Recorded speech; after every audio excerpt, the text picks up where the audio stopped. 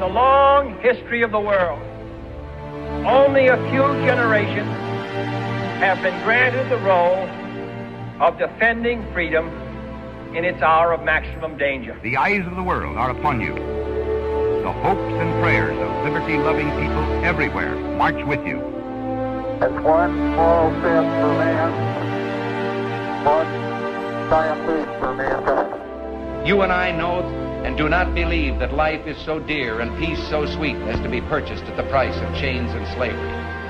77 years ago, our fathers brought forth upon this continent a new nation.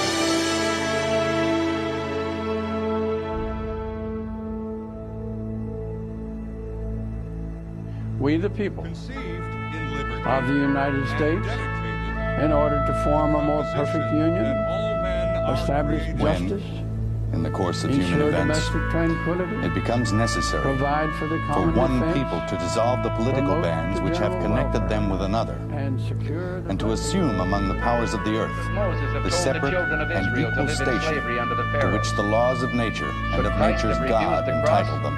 A decent Should the respect patriots to at the Concord Bridge opinions have of thrown down their guns mankind and refused to requires fire that they should around the declare the world? causes which impel them to the separation.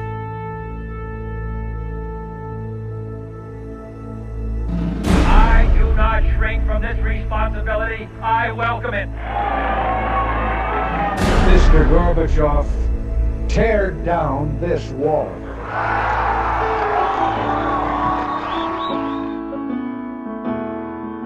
I have a dream.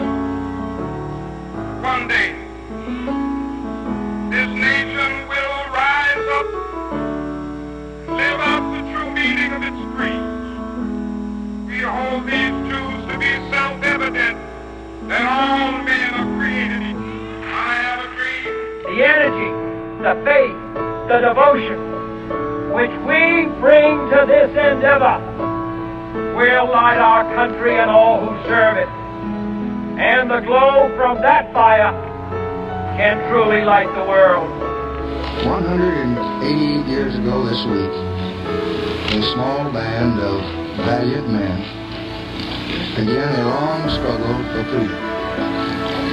They pledged their lives, their fortunes, and their sacred honors. You and I have the courage to say to our enemies, there is a price we will not pay, there is a point beyond which they must not advance. Freedom and fear, justice and cruelty have always been at war, and we know that God is not neutral between them. And so, my fellow Americans, ask not what your country can do for you, ask what you can do for your country.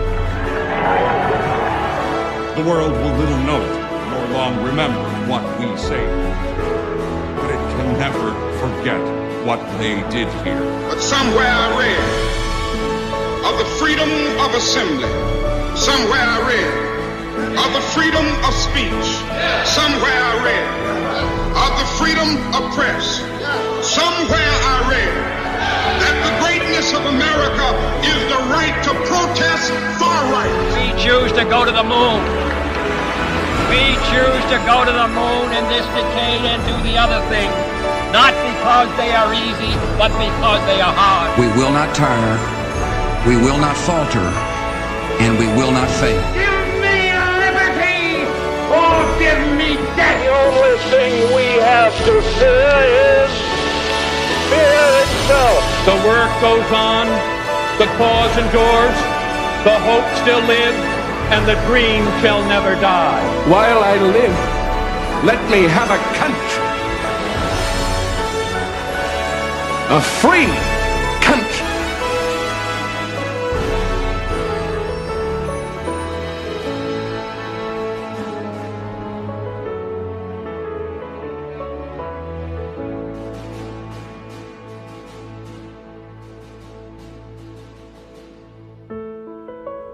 I've spoken of the shining city all my political life, but I don't know if I ever quite communicated what I saw when I said it.